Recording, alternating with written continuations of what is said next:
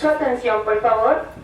A los pasajeros de la excursión Mirador, por favor dirigirse al salón Darwin en la quinta cubierta, donde los... Bonjour, je suis Sandrine Mercier, rédactrice en chef de AR. Et tu écoutes Aller-Retour, le podcast du magazine Voyageurs.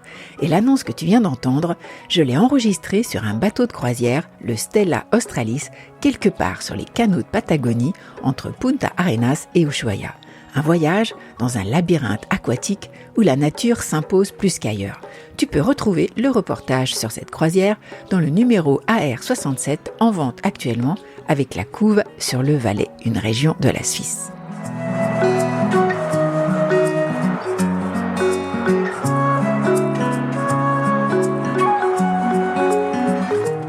Je ne suis pas seule sur ce bateau. Il y a aussi, parmi les croisiéristes, ce jeune couple qui veut faire l'expérience de ce paysage désolé et archivanté du bout du monde. Mégane et Grégoire. C'est leur voyage de noces et nous voilà en vue du Cap Horn. La question est dans toutes les têtes. Pourra-t-on débarquer ?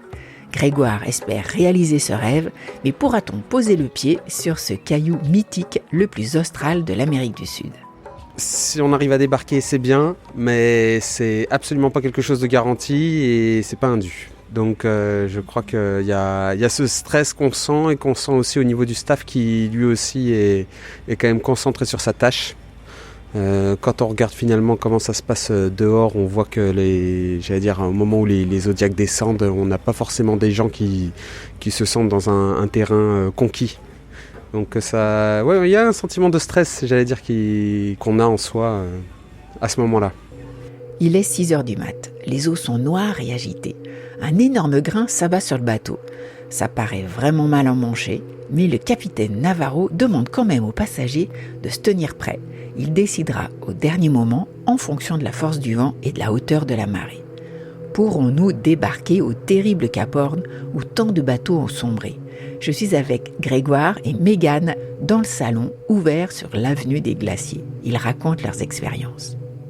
Quand je me suis levée à 6h20 exactement, je me suis habillée, mais non, je ne pensais pas qu'on allait débarquer. On nous avait quand même beaucoup préparé à ce qu'on ne débarquerait pas, mais je me suis dit, la nuit n'a quand même pas été aussi terrible que celle d'avant. Ou celle d'avant, pour le coup, à 4h du matin, j'ai quand même bien ressenti le fait qu'on bougeait, et où je n'ai pas dormi entre 4h et 6h. Que là, je me suis dit à 2h, oui, j'ai senti qu'on passait ce fameux passage où l'Atlantique et le Pacifique se rejoignent, mais après, ça s'est quand même calmé. Le trajet se passe bien, mais l'arrivée est difficile. Hein. On prend quand même énormément d'eau, mais encore une fois, ça fait partie des choses où on nous avait prévenus. Donc globalement, une route assez bonne, mais on voit quand même que la mer est agitée. La mer est très agitée. Quand on arrive, on voit quand même que le staff fait un travail assez important et fait tout pour que notre descente se passe correctement sur le Cap Horn. Quand on arrive, c'est une rafale de vent qui nous attend, qui n'est au final pas si importante en bas quand on monte les marches. On monte les marches et là, ça s'amplifie quand même. C'est vrai que quand on monte les premières marches et que je me retourne, je me dis... On fait partie des privilégiés qui avons pu finalement débarquer sur ce fameux Cap Horn. Alors, je dirais qu'on est tous là à se dire qu'on est en train de vivre un peu un rêve d'enfant. Hein. C'est-à-dire qu'on est sur un lieu mythique où finalement plus de gens qui se sont échoués que de gens qui ont réussi à atteindre ce point de manière entière. Mais je pense que globalement, les gens sont... Et on est tous relativement émerveillés de ce qu'on voit. Encore plus du fait qu'on parle d'un endroit inaccessible. Et au niveau des paysages, qu'est-ce que tu as vu là-haut ? Un truc qui est splendide, c'est vraiment cette réunion de l'Atlantique avec le Pacifique.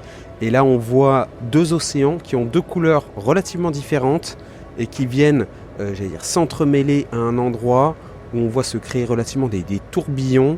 Et c'est là où on se dit, y a-t-il véritablement des bateaux qui ont pu passer d'un océan à l'autre à un endroit aussi dangereux. On voit à l'œil qu'on est sur un point dangereux.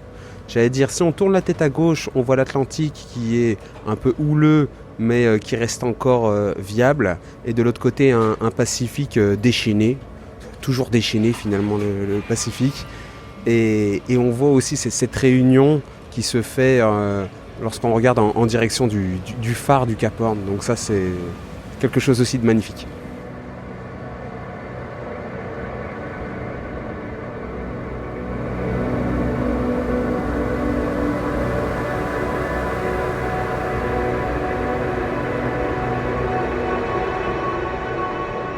Alors, il y a quelque chose comme une vingtaine de marches, hein. Le phare n'est pas très haut, mais c'est pas comme s'il y avait, énormément de choses qui venaient bloquer la vue. En haut du phare, on retrouve un certain nombre de fanions, tous relativement dédicacés. On retrouve notamment le drapeau français, le drapeau breton, ce qui est aussi intéressant de voir ça à l'autre bout du monde, avec finalement un certain nombre de marins qui ont laissé un mot, une trace dans ce phare, au bout du monde. La grandeur de la place tient vraiment aussi la représentation mentale qu'on s'en fait, hein, le fait de se dire que c'est un point aussi crucial pour tout un nombre de marins jusqu'à la construction du canal de Panama. Hein. On était obligé de passer par ici et on a presque du mal à croire qu'on voit ce point, ce grand tournant entre deux continents. Pas déçu? Non, c'est fantastique. C'est un lieu fantastique, un rêve et c'est encore mieux qu'en rêve.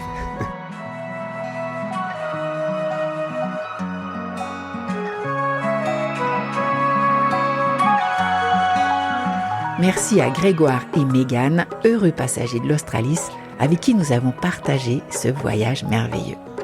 On retrouve le reportage sur l'Australis qui vogue sur les canaux de Patagonie entre Punta Arenas et Ushuaia dans le numéro 67 de AR Magazine, actuellement en vente avec la couve sur le Valais en Suisse. Sinon, retrouve-nous sur le site ar-mag.fr, Insta, X, Facebook et dans les kiosques bien sûr. Et pour ne rien rater de la série Aller-Retour, abonne-toi sur Apple Podcast ou Castbox et laisse-nous un commentaire, une bonne note, ça nous fait tant plaisir. On se retrouve aussi sur Spotify et Deezer. À bientôt pour de nouvelles aventures.